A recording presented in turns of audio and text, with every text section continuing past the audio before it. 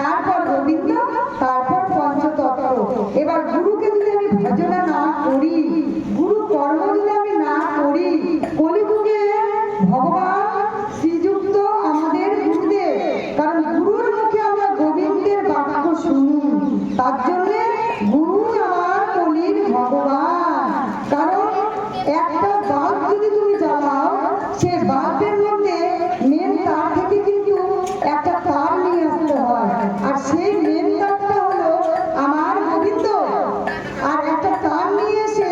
সেই লাইটের মধ্যে আলো জ্বালাতে হয়। যে তারটা নিয়ে আসে সে তার হলো গুরুদেব, আর যে লাইটটা জ্বলে সেটা হলো তোমার হৃদয়ের বাল্ব, যেটা গোবিন্দ আর গুরুদেব মিলে স্ফুটিত করে।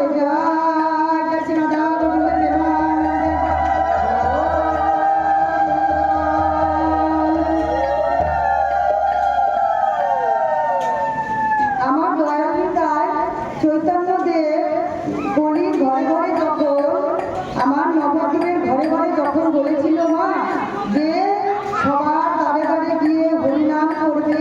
হরিনাম মিলাবে, তখন নিতাই বলেছিল দাদা তুমি যে এইভাবে হরিনাম করছো, তোমাকে তো কেউ দামই দিচ্ছে না, তুমি হরিনাম বলছো,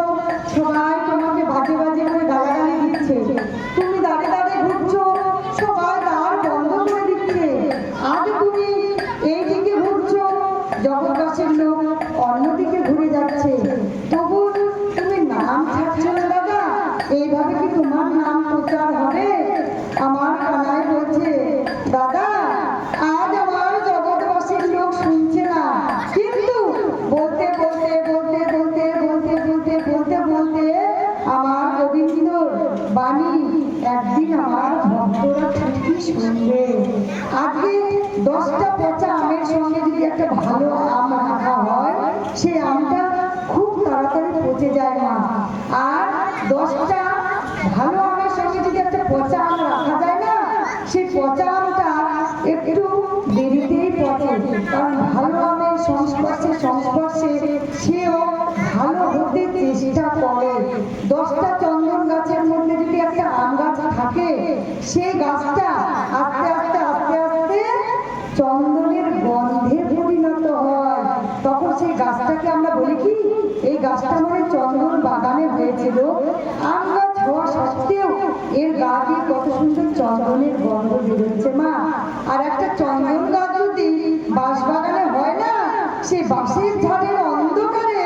সেই চন্দন গাছের গন্ধটা আস্তে আস্তে আস্তে আস্তে নষ্ট হয়ে যায়,